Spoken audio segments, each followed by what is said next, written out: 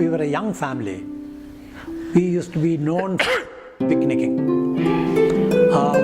When I came back from the States, I realized that your vacation time is not simply to go back to your parents' house so that you have time with your parents. It's a time for the family to be together in some different place so that you enjoy life together. So I used to divide our annual vacation, a short period of time with parents, at long period of time, and our favorite spot was Ooty or Kodaikanal. I'm talking about 1966, 67, 68, 69, 70 period, when only white-skinned people went to Ooty or Kodaikanal. Why only white-skinned people used to go? I don't know. No, the foreigners, of course, went. Mostly vacation is summer vacation. Yeah. Very hot in Vellore. Okay. So they go to hill stations. Our hill stations were made by the British. Okay. The British went to Ooty, Americans went to Kodaikanal. There was a little bit of a cultural division right there. Okay. So we had the American and British faculty here, and so through them we would arrange some kind of an accommodation, inexpensive, and then go and stay a week in Ooty or a week in Kodaikanal. I was introduced to Kodaikanal by the founder of this CMC, Okay. Dr. Ida Scudder. She had a bungalow in Kodaikanal. So the year I joined, 59, end of 59, summer of 59, I was invited to her bungalow for a week. But unfortunately she fell ill, she couldn't come.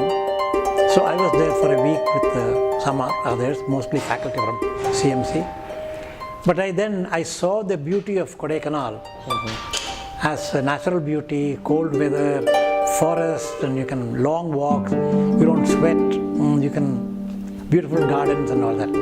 So that's why my family, I used to take to Kodaikanal or Ooty. And so we were very much known as an outdoor family. But later? Later this habit went on. And now, of course, a lot of Indian families also take vacations and stay. You join up a system where an annual vacation would be available in some guest house, Mahindra or Sterling and things like that.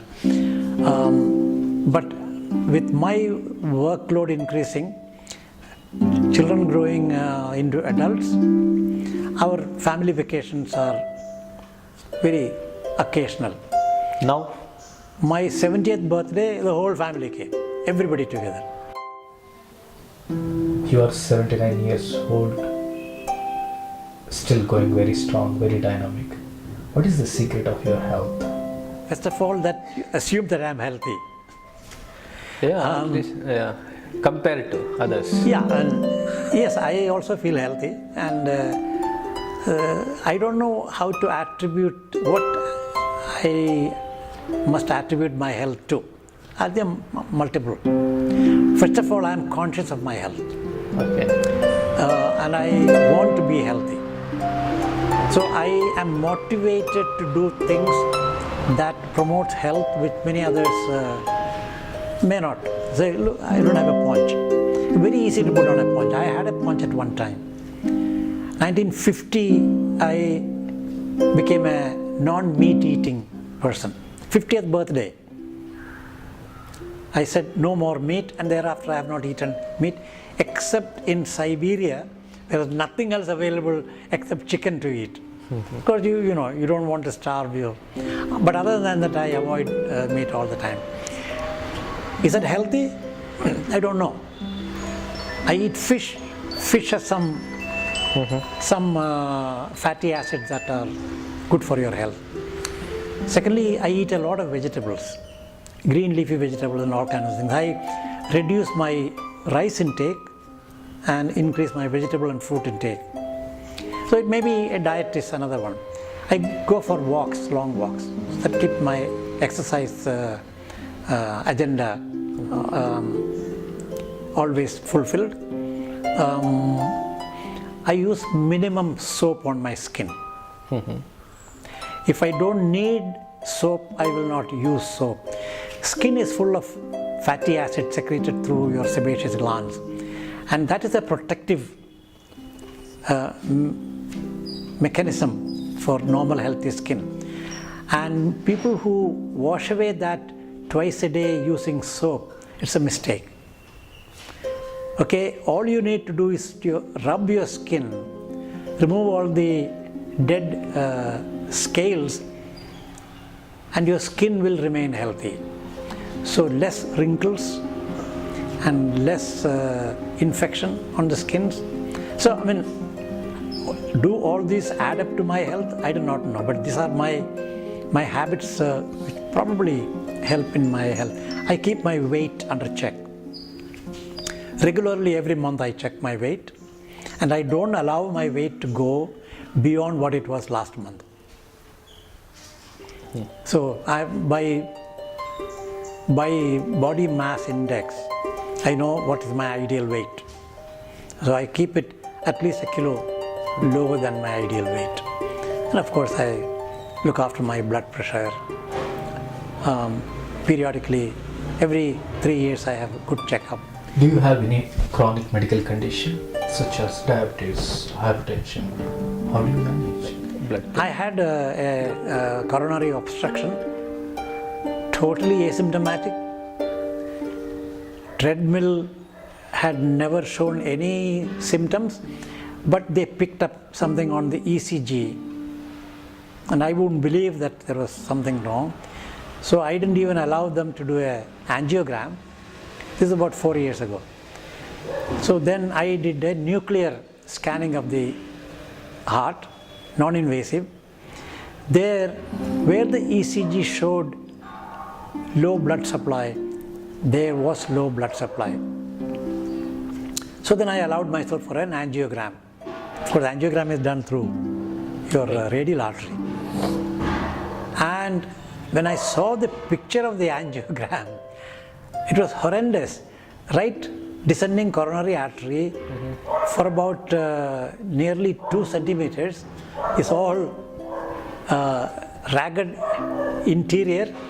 At one point, it's a narrow streak of blood supply. I wouldn't believe that it was my coronary because I was totally asymptomatic. I would climb hills, I would run upstairs, and no breathlessness, no nothing. The secret was I had already developed collateral blood supply to them. But then my worry was this: I go to Geneva and I walk up and down the steep hills. So as a precaution, I let the cardiologist do what they recommended, an angioplasty. So I have a stent inside. Since then, no problem. No problem. I mean, I'm asymptomatic before and after. And ECG shows the good blood supply. What's your food habits, eating pattern? Can you just know about it? Light breakfast with plenty of fruits, little bit of carbohydrate, more for the taste than for the nutritional value. Peanut butter, jam. I never take butter on my toast. It's a little bit of marmalade or jam or peanut butter, but avoid butter. But plenty of fruits. My morning breakfast starts with fruits. Tea without sugar, mid-morning tea without sugar, or occasionally coffee. Lunch is a small portion of rice and equal portions of vegetables. So if you look at my rice, it will be like how much vegetables you eat. 3-4 vegetables. Curds, end up with a banana, a sweet once in a while. Afternoon tea with something to bite, some savory stuff.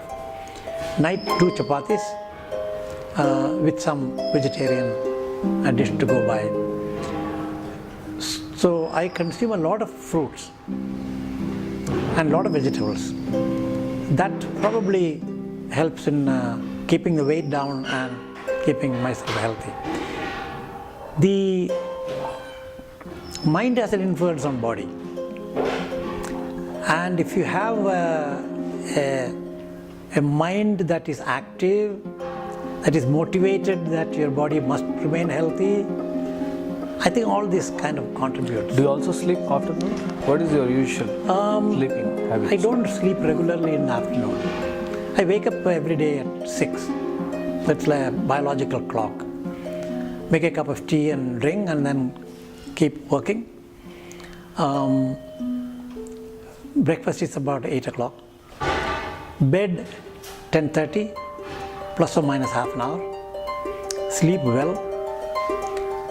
These days I wake up once at night to go to the toilet.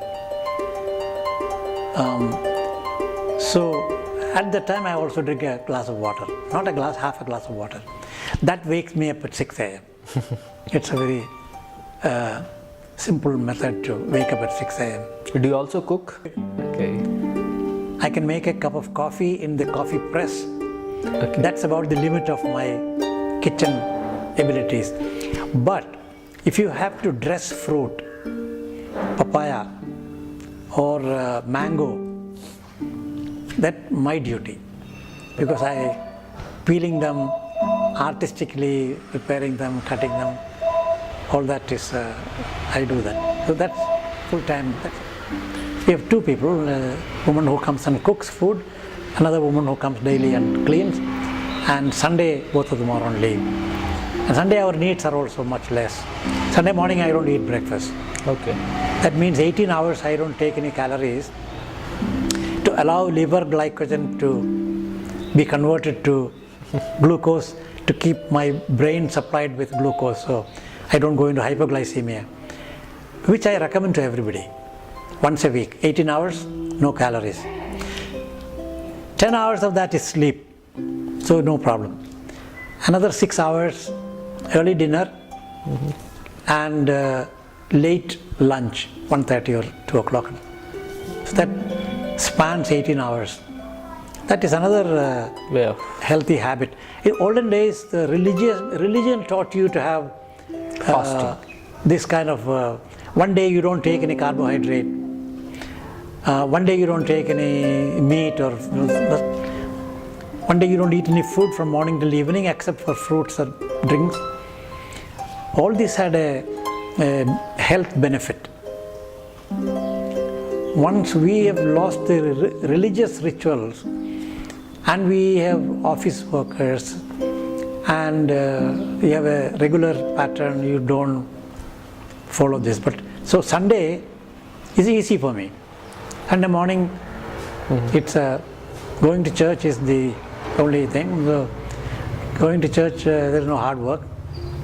Do you also take occasional drinking or social drinking, alcohol consumption? I used to enjoy alcohol when I was young, particularly after coming back from States, and I don't drink any hard alcohol. No whiskey. Even if you give me money and say give me whiskey, I do not drink whiskey at all. My maximum is a glass of beer once in a blue moon, or a glass of wine when you are unwinding in a cocktail party and you have nothing else to do after that. I'm not going to drive after that. Then I enjoy a little bit of beer or wine, but nothing. If you push me with something harder stuff, I will take a rum with a Coke or a Pepsi. This has been the practice for the past 15? Long time. Okay. Social drinking, and see, you can't say drinking, because nowadays I may drink beer once a month or once in 2 months. There is no occasion to drink. Only when you travel, you have good company, and you are not sharing a meeting, you don't have homework to do for tomorrow. Those kind of occasions are very, very few. Okay.